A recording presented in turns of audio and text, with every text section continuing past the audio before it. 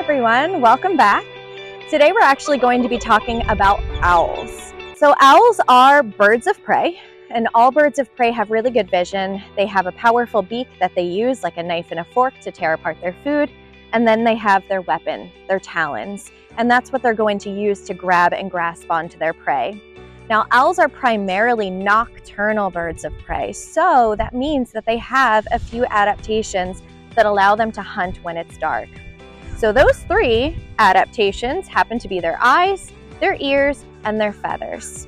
If we were to look at our barn owl here, if we look at his eyes, he has those dark colored eyes, but his eyes, in comparison to his skull, take up actually about 70% of it.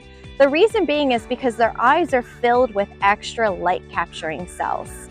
Now, because their eyes are so bulky, they're actually kind of a weird shape. They're not round like our eyes. They're not eyeballs. They're actually more like eye tubes.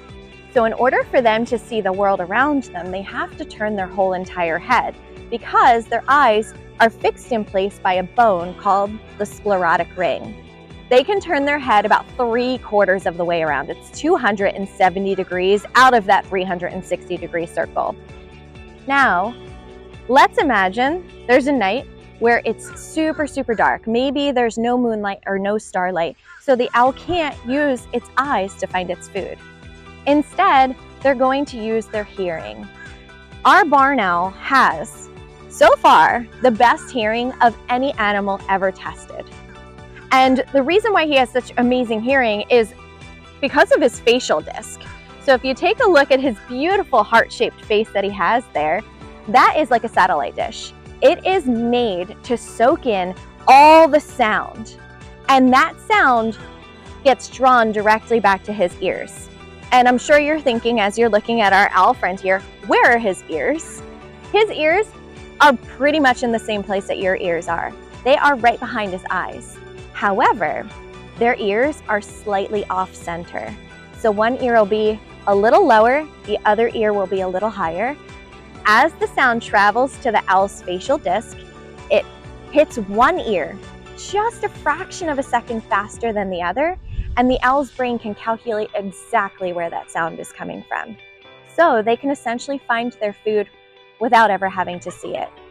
And the last adaptation our owls have is silent flight. So when it comes to our owls, they're not known for being very fast flyers. What they're known for is they are very, very slow and very calculated and very quiet when they fly. So they have extremely large wings for their body size. So as they are flying, they don't need to flap their wings as often.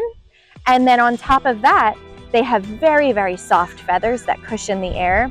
And last but not least, they have this fine fringe or this little comb on the leading edge of their feather, which actually helps to break up the air as they're flying.